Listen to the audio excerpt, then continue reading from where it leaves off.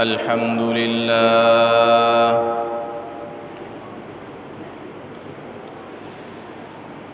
الحمد لله نحمده ونستعينه ونستغفره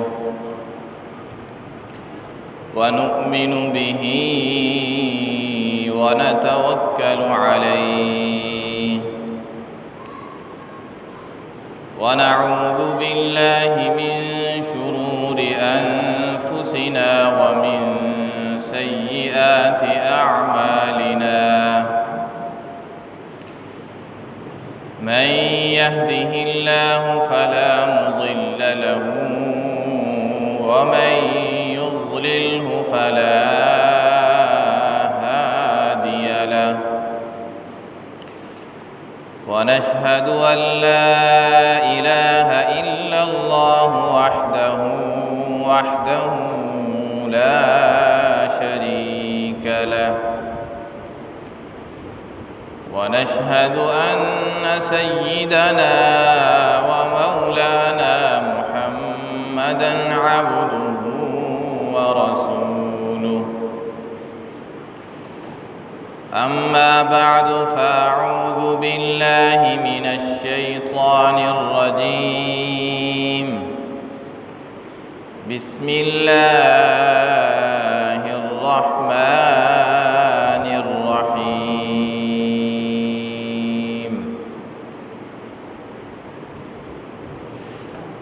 والفجر وليال عشر والشفع والوتر والليل إذا يسر هل في ذلك قسم لذي حجر صدق الله العظيم وصدق رسوله النبي الكريم ونحن على ذلك لمن الشاهدين والشاكرين والحمد لله رب العالمين إن الله وملائكته يصلون على النبي يا أيها الذين آمنوا صلوا عليه وسلموا تسليما اللهم صل على محمد وعلى آل محمد كما صليت على إبراهيم وعلى آل إبراهيم إنك حميد مجيد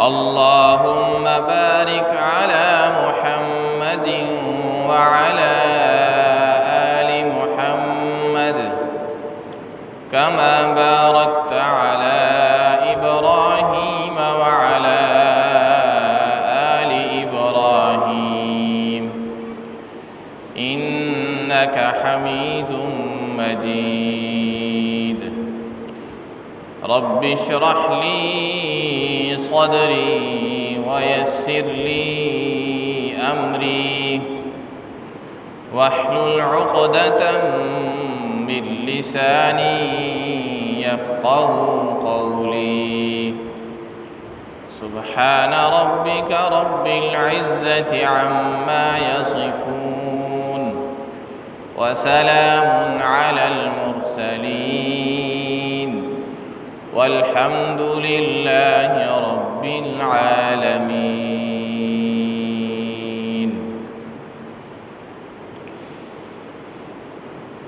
حضرات گرامی،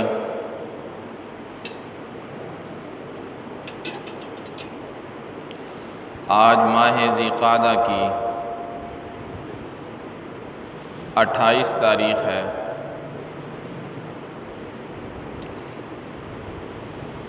ماہ ذو الحجہ بالکل قریب ہے۔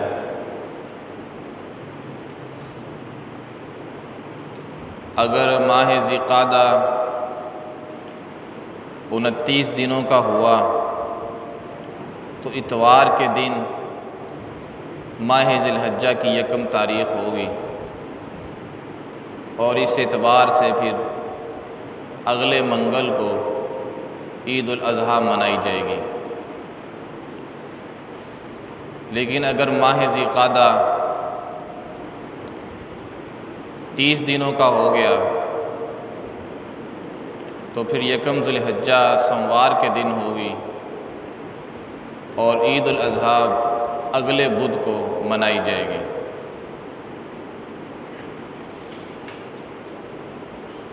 عید یا تو 20 تاریخ کی ہوگی یا 21 تاریخ کی ہوگی۔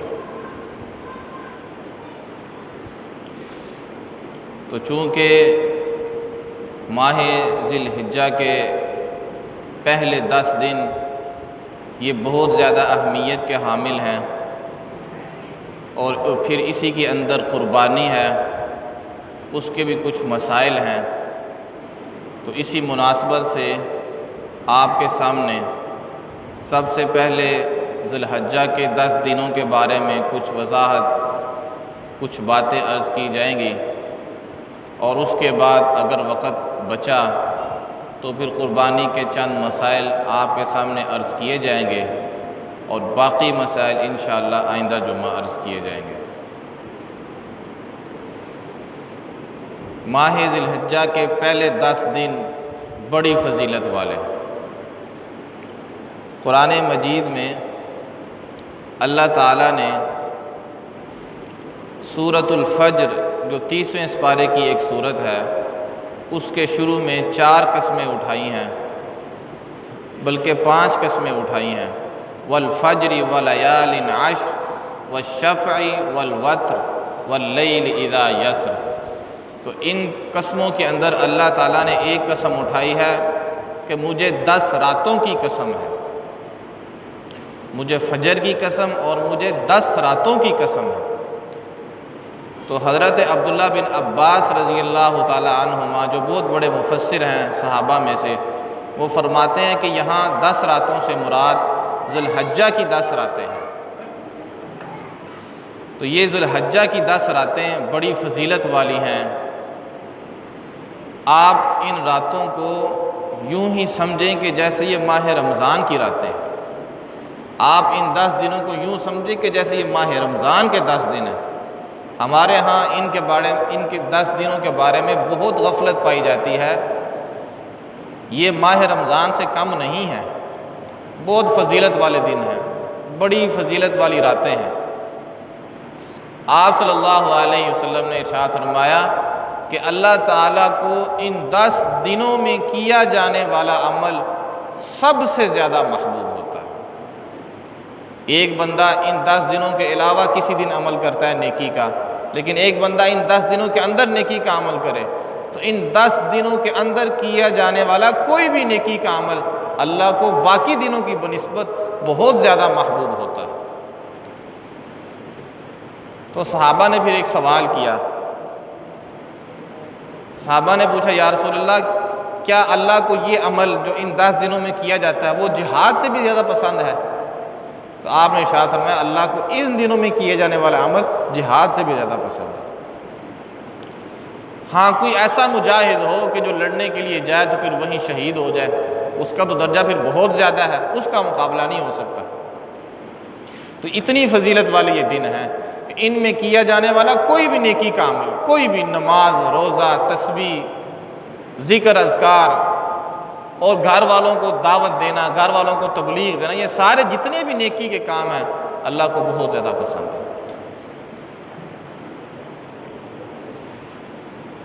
اس لیے ان کی قدر کرنی چاہیے۔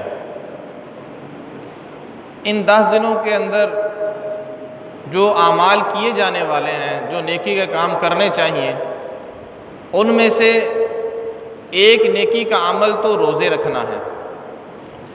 اگرچہ اس وقت روزے رکھنا بہت مشکل ہے، گرمی جو ہے بہت سخت ہے، لیکن جو ہمت کر سکتے ہیں وہ رکھیں۔ ماہ ذی الحجہ کے جو پہلے 10 دن ہیں، ان 10 دنوں میں سے صرف 9 دن روزے ہوں گے، کیونکہ 10واں دن تو پھر عید کا دن ہے، عید کے دن تو روزہ نہیں ہوتا، چاہے وہ عید الفطر ہو تو چاہے وہ عید الاضحیٰ ہو، عید کے دن کو تو روزہ نہیں ہوتا، ان 9 دنوں کے اندر روزہ ہے۔ اب ان 9 دنوں کے اندر جو روزہ ہے، آپ صلی اللہ علیہ وسلم کے بارے میں آتا ہے کہ نبی صلی اللہ علیہ وسلم ان 10 دنوں کے روزے کو کبھی نہیں چھوڑا تھا آپ نے، نہ ہی محرم کے روزے کو آپ نے چھوڑا، نہ ہی ذی الحجہ کے یہ جو پہلے 10 دن ہیں ان کے روزوں کو آپ نے چھوڑا، اور نہ ہی ہر مہینے کے 3 روزوں کو آپ نے چھوڑا، اور نہ ہی آپ نے کبھی فجر کی 2 سنتوں کو چھوڑا۔ فرائض تو ظاہر ہے فرائض ہے نا، وہ تو کرنے ہی کرنے ہیں۔ فرائض کے علاوہ جن سنتوں کا، جن طریقوں کا نبی علیہ السلام نے اہتمام فرمایا وہ یہ ہیں کہ آپ صلی اللہ علیہ وسلم نے ماہ محرم کے روزے رکھے، آپ صلی اللہ علیہ وسلم نے ذی الحجہ کے پہلے 9 دنوں کے روزے رکھے، آپ صلی اللہ علیہ وسلم نے ہر مہینے کے 3 روزے رکھے، اور آپ صلی اللہ علیہ وسلم کبھی بھی فجر کی 2 سنتیں نہیں چھوڑی۔ یہ جو آپ نے اپنی زندگی کا حصہ بنایا نا، ان میں یہ ذی الحجہ کے 9 روزے بھی ہیں، آپ نے کبھی نہیں چھوڑے۔ اب یہ جو ذی الحجہ کے 9 روزے ہیں، ان کی جو فضیلتیں آئی ہیں، نبی صلی اللہ علیہ وسلم جو ان کی فضیلت ارشاد فرمائی، سب سے پہلے تو آپ نے ارشاد فرمایا 9 ذی الحجہ کے بارے میں۔ آپ نے ارشاد فرمایا کہ جو 9 ذی الحجہ کا روزہ ہے، 9 ذی الحجہ کا مطلب ہے عید سے 1 دن پہلے، آپ نے ارشاد فرمایا یہ جو 9 ذی الحجہ کا روزہ ہے، جو بندہ یہ روزہ رکھے گا 9 ذی الحجہ کو، تو میں اللہ تعالیٰ سے امید کرتا ہوں اللہ تعالیٰ اس کے 2 سال کے گناہوں کو معاف فرما دے۔ کتنے سال؟ 9 ذی الحجہ کا روزہ رکھنے سے 1 سال گزرا ہوا، 1 سال آنے والا، 2 سالوں کے اللہ تعالیٰ گناہوں کو معاف فرماتے ہیں۔ اللہ کو 9 ذی الحجہ میں، 9 ذی الحجہ کے دن اپنے بندوں پہ بڑی محبت آتی ہے، بڑا پیار آتا ہے۔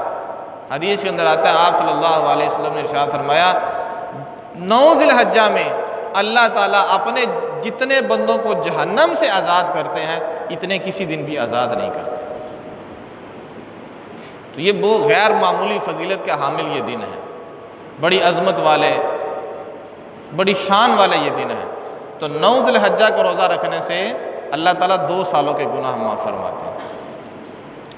اس کے علاوہ اب جو باقی 8 دن بچتے ہیں ان کے بارے میں بھی حدیث آتی ہے، لیکن وہ حدیث سند کے لحاظ سے کوئی بڑی قوی نہیں ہے، سند اس کی کمزور ہے۔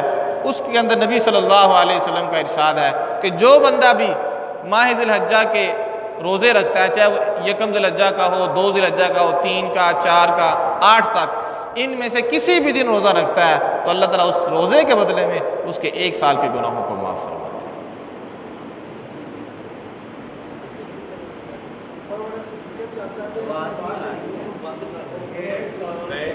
اچھا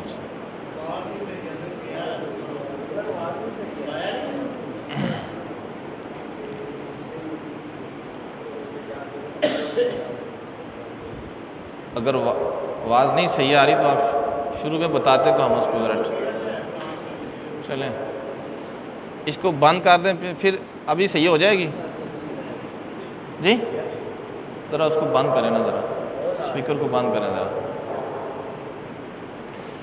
تھوڑی دیر اس کو بند ہی رہنے دیں، میں ذرا بیان کرتا ہوں۔ تو یہ جو ماہ ذی الحجہ ہے، پہلے 10 دن بہت زیادہ فضیلت والے دن، دروازہ بند کریں گے۔ تو جو 9 ذی الحجہ کا روزہ ہے، 9 ذی الحجہ کا، وہ روزہ رکھنے سے 2 سال کے گناہ معاف ہوتے ہیں، اور باقی جو دن ہے 1 ذی الحجہ سے لے کے 8 ذی الحجہ تک، اس کا روزہ رکھنے سے 1 سال کے گناہ معاف ہوتے ہیں۔ تو 9 ذی الحجہ کا روزہ یہ بڑی فضیلت والا روزہ ہے۔ آپ صلی اللہ علیہ وسلم نے ارشاد فرمایا کہ یہ جو 9 ذی الحجہ کا دن ہے، اس دن اللہ تعالیٰ اپنے جتنے بندوں کو جہنم سے آزاد کرتے ہیں اتنے کسی دن بھی آزاد نہیں کرتے۔ اللہ تعالیٰ کو اس دن میں اپنے بندوں پہ بہت پیار آتا ہے، بہت محبت آتی ہے، اور پھر اللہ تعالیٰ اپنے بندوں کی وجہ سے فرشتوں میں فخر بھی کرتے ہیں، اس وجہ سے کہ یہ 9 ذی الحجہ کا دن ہوتا ہے، یہ وہ دن ہوتا ہے کہ جب حاجی کہاں جاتے ہیں؟ عرفات میں جاتے ہیں۔ جب حاجی کہاں جاتے ہیں؟ عرفات کے میدان میں، وہ سارے حاجی، کیونکہ اور یہ ایسا رکن ہے کہ جو یہ ایسا رکن ہے کہ اس کے بغیر حج نہیں ہو سکتا. جس آدمی نے وقوف عرفہ نہیں نہ کیا اس کا حج نہیں ہو سکتا. حج ہوتا ہی وقوف عرفہ کے ساتھ ہے. بند ہی رہنے. حج ہوتا ہی وقوف عرفہ کے ساتھ ہے. کوئی آدمی وقوف عرفہ بس تھوڑی دیر کے لیے بھی آ گیا نا، بس اس کا وقوف ہو گیا. لیکن آنا ضروری ہے، عرفات کی حدود کے اندر آنا ضروری ہے، اس کے بغیر حج نہیں ہو سکتا. یہی وجہ پھر انہوں نے حدود بتائی ہوتی ہیں. ہم نے ابھی دیکھا تو نہیں، اللہ تعالیٰ ہمیں وہاں لے جائے، لیکن جن لوگوں نے دیکھا وہ کہتے ہیں وہاں باقاعدہ انہوں نے بتایا ہوتا ہے کہ آپ اس سے باہر اگر رہیں گے تو پھر آپ وقوف عرفہ آپ کا نہیں ہوگا، آپ اس حدود کے اندر آئیں گے تو پھر آپ کا وقوف عرفہ ہوگا. اور یہ سارا بتانے کا مقصد صرف یہی ہوتا ہے کہ جس کا وقوف عرفہ رہ گیا نا، بس اس کا حج گیا. پھر اب اس کا حج نہیں ہو سکتا. اس کا کوئی بدل نہیں ہے کہ آپ کہیں کہ میں اللہ کے نام پہ کوئی جانور ذبح کر دوں، کوئی اللہ کی سزا کوئی کفارہ ادا کر دوں میرا حج ہو جائے. اس کا کوئی بدل نہیں ہے، اس کا کوئی کفارہ نہیں ہے کہ جس کا وقوف عرفہ رہ گیا اب اس کا حج نہیں ہو سکتا. وہ گیا، وہ اب اگلے سال لائے. تو اللہ تعالیٰ کو اس دن کے اندر اپنے بندوں پہ پیار آتا ہے. پھر اللہ تعالیٰ اپنے بندوں کو جہنم سے اتنا آزاد کرتے ہیں، پھر اتنا کسی اور دن میں آزاد نہیں کرتے. اس لیے میں پھر آپ کو بتا دوں کہ یہ جو 10 دن ہیں یہ سمجھیں آپ یہ ماہ رمضان کے 10 دن ہیں، ان کی ایسے قدر کریں جیسے آپ ماہ رمضان کے دنوں کی قدر کرتے ہیں، کہ جتنا آپ سے ہو سکتا ہے آپ عبادت کریں، جتنا آپ سے ہو سکتا ہے آپ ذکر کریں، جتنا آپ سے ہو سکتا ہے آپ نوافل پڑھیں، جو بھی آپ نیکی کا کام کر سکتے ہیں نا بس کرتے چلے جائیں، پیچھے نہ ہٹیں. اس وجہ سے کہ ان دنوں میں کیے جانے والے نیکی کا عمل اللہ کو بہت زیادہ محبوب ہوتا ہے. آپ صلی اللہ علیہ وسلم نے ارشاد فرمایا کہ ان دنوں میں تم اللہ کی تسبیح بیان کرو، ان دنوں میں تم اللہ کی تکبیر بیان کرو، ان دنوں میں تم اللہ کی تحلیل بیان کرو، ان دنوں میں تم اللہ کی تحمید بیان کرو. تکبیر کا مطلب ہوتا ہے اللہ اکبر کہنا، تحمید کا مطلب ہوتا ہے الحمدللہ کہنا، تحلیل کا مطلب ہوتا ہے لا الہ الا اللہ کہنا. تو بندہ یہ جملہ پڑھ لینا، سبحان اللہ، الحمدللہ، لا الہ الا اللہ، اللہ اکبر، یہ پڑھ لے. یا اللہ اکبر، لا الہ الا اللہ، واللہ اکبر وللہ الحمد. تو یہ بندہ پڑھتا جائے گا تو اس حدیث پہ عمل ہو جائے گا اس کا، کیونکہ اس کے اندر سارے کلمے آ جاتے ہیں. تسبیح بھی آ جاتی ہے، تکبیر بھی آ جاتی ہے، تحلیل بھی آ جاتی ہے، اور اللہ تعالیٰ کی حمد بھی آ جاتی ہے. سبحان اللہ یہ اللہ کی تسبیح ہے، اللہ اکبر یہ اللہ کی تکبیر ہے، لا الہ الا اللہ یہ اللہ کی تحلیل ہے، وللہ الحمد یہ اللہ کی تحمید ہے. تو آپ پڑھتے چلے جائیں، جتنا بھی آپ پڑھتے چلے جائیں گے آپ اللہ کے ہاں اتنا ہی زیادہ محبوب بنتے چلے جائیں گے. اس لیے آپ نے ان 2 چیزوں کا تو خاص طور پہ اہتمام کرنا ہے. نمبر 1 روزہ. ظاہر مشکل ہے، رکھ سکتے ہیں تو ضرور رکھیں، کسی چھٹی کے دن رکھ لیں یا کوئی ایسا کام کسی دن تھوڑا کر لیں. اگر ہمت ہے تو رکھیں، کیونکہ کہتے ہیں گرمی بہت سخت ہے، ہمت کر سکتے ہیں تو روزہ ضرور رکھیں. لیکن اگر روزہ رکھنا مشکل ہے تو کم از کم 1 روزہ تو پھر ضرور رکھیں.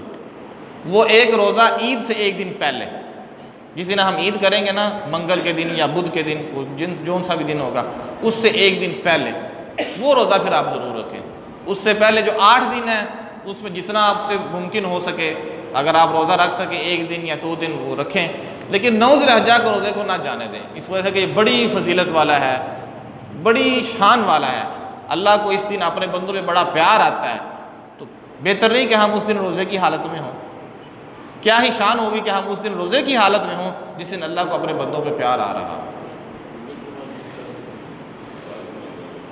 تو اس لیے ایک تو روزے کا اہتمام کرنا ہے، اور دوسرے نمبر پر اس ورد کا اہتمام کرنا جو میں نے ابھی آپ کو بتایا، سبحان اللہ، الحمدللہ، لا الہ الا اللہ، واللہ اکبر. یہاں آپ یوں کہہ رہے ہیں اللہ اکبر، لا الہ الا اللہ، واللہ اکبر وللہ الحمد. یا یہ پڑھ لیں، یا سبحان اللہ کے ساتھ جو میں نے بتایا وہ ذکر کر لیں. تو ان 2 چیزوں کا تو آپ ضرور اہتمام کریں. باقی جتنی بھی نیکی کے کام ہو سکتے ہیں، جتنی ہمت ہے آپ کے اندر، کرتے چلے جائیں، اس لیے کہ ان دنوں میں کیے جانے والا نیکی کا عمل اللہ کو بہت زیادہ پسند ہوتا ہے. تو کوشش کریں گے نا. آپ نے ان 10 دنوں کو ایسے ہی سمجھنا ہے جیسے یہ ماہ رمضان کے 10 دن ہیں. اس قدر اس کے اندر نیکی خوشی کے ساتھ اور جذبے کے ساتھ راتوں کو عبادت کر کے، دن کو روزہ رکھ کے اگر ہو سکتا ہے، جیسے بھی ممکن ہو زیادہ سے زیادہ عبادت کریں. اگر آپ پہلے سے ہی رات کے نوافل کے اندر مشغول ہیں، پہلے ہی آپ عبادت میں مشغول ہیں، تو اس کو اور بڑھا دیں تاکہ اس دن کا، ان دنوں کا احترام ہو۔ اگر پہلے سے ہی آپ تہجد کے اندر مشغول ہیں، آپ تہجد باقاعدگی سے پڑھتے ہیں، نوافل کے اندر آپ مشغول ہیں، اشراق وغیرہ ہیں، باقی نوافل آپ پڑھتے ہیں، تو پھر آپ اور کرتے ہیں، نوافل کی تعداد کو بڑھا دیں، اس لیے کہ جتنا بڑھاتے جائیں گے اتنا ہی اللہ کے قریب تر ہوتے جائیں گے۔ تو یہ بات ہوگی 10 دنوں کے بارے میں کہ یہ 10 دن بڑی فضیلت والے دن ہیں، ان کے اندر خاص طور پہ عبادت کا، ذکر کا اور روزوں کا اہتمام کیا جائے۔ اللہ تعالی ہمیں عمل کی توفیق عطا فرمائے۔ کچھ باتیں اب آپ کے سامنے قربانی کے بارے میں عرض کرتے ہیں، جو باتیں رہ جائیں گی وہ پھر انشاءاللہ آئندہ جمعہ عرض کر دی جائیں گی۔ سب سے پہلی بات یہ ہے کہ جس کو اللہ تعالیٰ نے ہمت دی ہے وہ قربانی کرے، جس کے پاس ہمت ہے، استطاعت ہے، وہ قربانی کرے۔ آپ صلی اللہ علیہ وسلم کا ارشاد ہے کہ جس آدمی نے وسعت کے باوجود قربانی نہ کی تو پھر وہ ہمارے ساتھ عید کی نماز بھی نہ پڑھے، وہ ہماری عیدگاہ بھی نہ آئے۔ نماز پڑھنا تو بعد کی بات ہے، وہ ہماری عیدگاہ کے قریب بھی نہ آئے۔ کہ جس آدمی کے پاس ہمت تھی، استطاعت تھی، ہمت اور استطاعت کے باوجود اس نے قربانی نہیں کی تو پھر ہماری عیدگاہ میں بھی نہ آئے۔ کیا لینے آئے گا وہ؟ جب ہمارے اس قربانی والے عمل میں وہ شریک نہیں ہوا، اس کو اب اجازت نہیں ہے کہ وہ ہماری عیدگاہ کے قریب آئے اور ہماری نماز میں شامل ہو جائے۔ وہ پھر اپنے کاموں کے اندر لگا رہے، جن کاموں کی وجہ سے اس نے قربانی نہیں نہ کی، پھر وہ انہی کاموں کے اندر لگا رہے، انہی کاموں کے اندر وہ لگا رہے جس کی وجہ سے وہ قربانی نہیں کر سکا، جس دنیا کے پیچھے وہ لگا تھا پھر اسی کے پیچھے لگا رہے، جس فتنوں کے اندر وہ مبتلا تھا پھر اسی کے اندر مبتلا رہے۔ پھر ہمارے پاس آنے کی اور ہمارے ساتھ شامل ہونے کی اس کو کوئی ضرورت نہیں ہے۔ اتنی سخت وعید فرمائی نبی علیہ السلام نے، تو اس لیے اس کا خاص طور پہ اہتمام کریں۔ چونکہ ذو الحجہ اب شروع ہونے والا ہے، آج 28 ہے، کل 29 ہے، پرسوں ہو سکتا ہے یکم ہو یا اتوار کو یا پھر سوموار کو۔ تو جو لوگ قربانی کا ارادہ رکھتے ہیں، قربانی کرنا چاہتے ہیں، جن کے اوپر قربانی ہے، ان کے لیے پسندیدہ عمل یہ ہے کہ وہ ان 10 دنوں کے اندر اپنے بال نہ کاٹیں، ناخن نہ تراشیں۔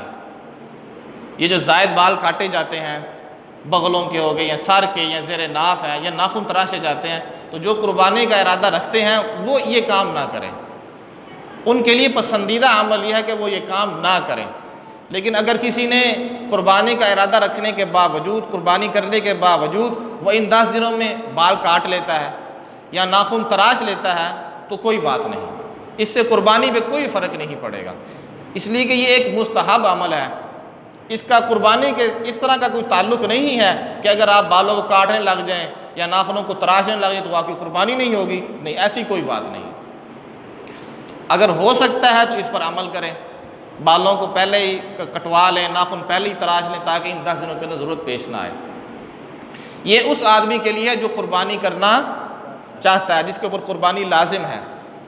اب جس کے اوپر قربانی لازم نہیں ہے، ظاہر ہے وہ اس قربانی نہیں کر سکتا، اس کے پاس وسعت نہیں ہے۔ اب وہ اگر اس کام کے اوپر عمل کر لے، اس سنت کے اوپر عمل کر لے کہ وہ ان 10 دنوں میں بال نہ کاٹے اور ان 10 دنوں میں ناخن نہ تراشے، حالانکہ اس نے قربانی بھی نہیں کرنی، تو حدیث کے اندر آتا ہے، آپ صلی اللہ علیہ وسلم نے ایک دفعہ ارشاد فرمایا نا قربانی کے بارے میں، عید الاضحیٰ کے بارے میں، تو ایک صحابی نے عرض کیا یا رسول اللہ میرے پاس تو صرف ایک بکری ہے جو دودھ دیتی ہے، یا اس نے بکری کا کہا یا اونٹنی کا کہا کہ میرے پاس ایک بکری ہے یا اونٹنی ہے وہ دودھ دیتی ہے، تو کیا میں اس کی قربانی کر لوں؟ تو آپ نے فرمایا نہیں، تم نہ اس کی قربانی کرو، تمہارا تو گزر بسر ہی اس پر ہے، اسی کا تم دودھ پیتے ہو، اسی پہ تم گزارا کرتے ہو، تم اس کی قربانی نہ کرو، بس تم اتنا کر لینا کہ جب لوگ قربانی کر رہے ہوں گے تم اپنے سر کے بال، بغلوں کے بال اور ناخن تراش لینا، جب باقی لوگ قربانی کر رہے ہوں اور تم اپنے بالوں کو صاف کر رہے ہو، ناخن تراش رہے ہو، اللہ تعالیٰ تمہارے اس عمل کے بدلے میں تمہیں پوری قربانی کا ثواب عطا فرمائے۔ لیکن یہ کس کے لیے ہے؟ جو جس کے اوپر ہے نہیں بیچارہ، اس کے اندر اتنی ہمت نہیں ہے، تو وہ بھی اگر یہ کام کرے گا تو امید ہے اللہ تعالیٰ سے اللہ اس کو پوری قربانی کا ثواب عطا فرمائے۔ لیکن جس کے پاس ہمت ہو اور پھر وہ ہڈ حرام بنا رہے، سانپ بن کے بیٹھ جائے مال کے اوپر، تو پھر اس کے لیے تو بڑی سخت وعید ہے۔ تو بہتر یہ ہے کہ جو لوگ قربانی کرنا چاہتے ہیں تو وہ اس کے اوپر عمل کریں، اگر ہو سکتا ہے کوشش کریں، اگر کسی وجہ سے کمی رہ گئی ہے تو قربانی پر اس کا کوئی اثر نہیں پڑے گا، اور جن کے اوپر قربانی لازم نہیں ہے وہ اگر اس کے اوپر عمل کر لے تو اللہ کے ہاں اس کا بڑا درجہ ہے، اللہ تعالیٰ پوری قربانی کا ثواب عطا فرمائیں گے۔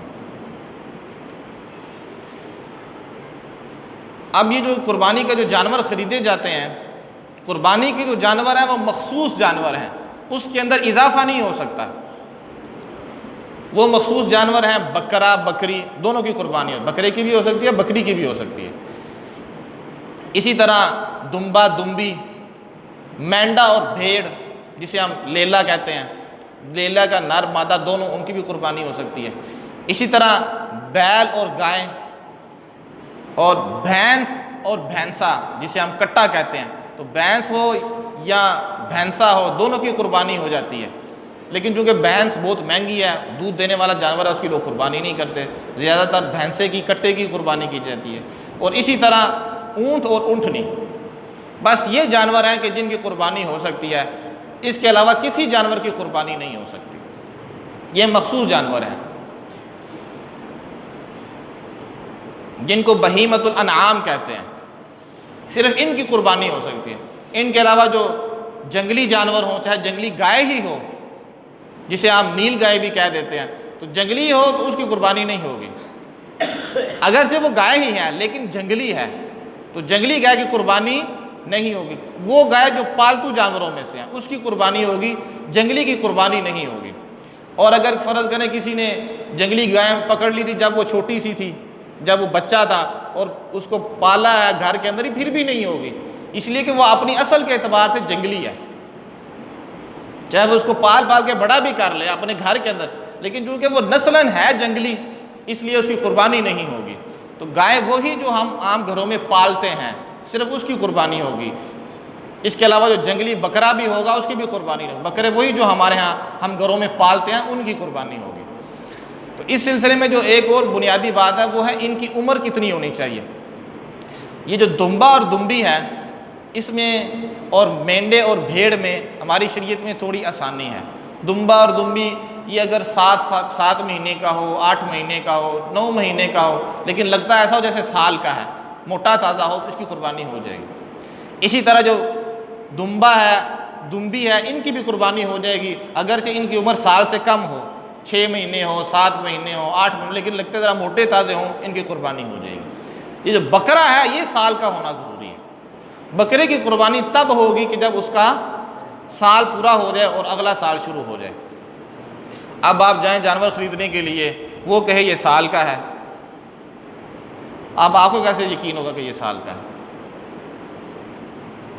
جھوٹ بھی تو بولتے ہیں نا، خیانتیں بھی تو آپ تو عجیب و غریب قسم کی وہ خیانتیں کرتے ہیں، آپ سنتے ہی رہتے ہیں، عجیب و غریب قسم کے وہ طریقے ہوتے ہیں ان کے، جن کو بتاتے ہوئے بھی شرم آتی ہے۔ تو اب وہ کہتا ہے سال کا ہے، اب اس کے اوپر تو نہیں لکھا ہوا کہ یہ سال کا ہے، آپ کو کیسے پتہ چلے گا کہ یہ سال کا ہے؟ بکرے کے لیے ضروری ہے کہ وہ سال کا ہو، تو اس کی علامت یہ ہے کہ اس کے 2 دانت نکل آئے، دوندا جسے ہم کہتے ہیں۔ اب فرض کریں ایک جانور ہے اس کے 2 دانت نہیں نکلے، اب اس کے بارے میں شک ہے، ممکن ہے وہ سال کا ہی ہو، کیونکہ بعض اوقات سال پورا ہو چکا ہوتا ہے لیکن ابھی تک اس کے 2 دانت نہیں نکلے ہوئے ہوتے، وہ نکلتے ہیں 14 مہینے بعد، کبھی 15 مہینے بعد نکل آتے ہیں۔ تو اب ممکن ہے کہ اس کا سال پورا ہو چکا ہو لیکن دانت نہ نکلے ہوں، لیکن یہ بھی تو ممکن ہے کہ ابھی سال ہی پورا نہ ہوا ہو، اور وہ جو جانور بیچنے والا کہتے ہیں سال پورا ہو گیا ہے، یہ سال پورا ہو گیا ہے، اس نے تو یہی کہنا ہے کہ سال پورا ہو گیا میرا بکرا بک جائے۔ تو اس لیے آپ احتیاط کریں، پھر یہ احتیاط بہتر ہے کہ جب اس کے سامنے والے 2 دانت نکلے ہوں نا آپ تب بھی خریدیں، نہ نکلے ہوں تو آپ نہ خریدیں۔ یہ بعض اوقات یہ لوگ یہ شیطانی بھی کرتے ہیں کہ جانور ہوتا کھیرا ہے، اس کے سارے دانت توڑ دیتے ہیں اور سامنے والے 2 چھوڑ دیتے ہیں اور کہتے ہیں دیکھو جی دھوندا ہے، حالانکہ وہ اس کے کچے دانت ہوتے ہیں، جو دھوندا ہوتا ہے نا اس کے دانت ذرا تھوڑے سے بڑے ہوتے ہیں۔ تو اس لیے سال کا پورا ہونا یہ ضروری ہے، لیکن اس کا پتہ اس طرح چلتا ہے کہ اس کے 2 دانت سامنے نکل آئے۔ اس لیے آپ کوشش یہی کریں کہ ان سال بھی پورا ہوا ہو لیکن اس کے آگے 2 دانت نکل آ چکے ہوں، تاکہ کسی قسم کا اشتباہ نہ رہے، کسی قسم کا شک نہ رہے، وگرنہ سال کا پورا ہو جانا یہ کافی ہے۔ ہاں اگر کوئی آپ کے قریب کوئی ملنے والا ہے، کوئی آپ کا رشتہ دار ہے، اس کے ہاں اب بکرا تھا، آپ کو پتہ ہے کہ واقعی اس کو 1 سال ہو چکے ہیں، آپ کو پتہ ہے کہ یہ اس آدمی نے اس بکرے کو پالا ہے، اس کا سال پورا ہو چکا ہے، اگر سے دانت نہیں بھی ہے، آپ کو یقین ہے تو پھر آپ کر لیں، کیونکہ اس کے بارے میں یقین ہے کہ اس کا سال پورا ہو چکا ہے۔ لیکن جس کے بارے میں یقین نہیں ہے، اب جیسے کہ ہم بازاروں میں جاتے ہیں، پتہ نہیں کتنی عمریں ہوتی ہیں، تو اس میں آپ احتیاط پہ عمل کریں کہ اس کے 2 دانت نکلے ہوں تو پھر ہی آپ خریدیں، تاکہ کسی قسم کا شک نہ رہے۔ یہ بات سمجھ آ گئی نا آپ کو؟ بکرے کے لیے اور بکری کے لیے ضروری ہے کہ وہ پورے 1 سال کا ہو۔ آگے جو بیل ہے، پھر بیل کے اندر گائے بھی، بھینس بھی، بھینسا بھی، ان کے لیے ضروری ہے کہ یہ 2 سال کے ہوں، 2 سال پورے ہو چکے ہوں اور تیسرا سال شروع ہو چکا۔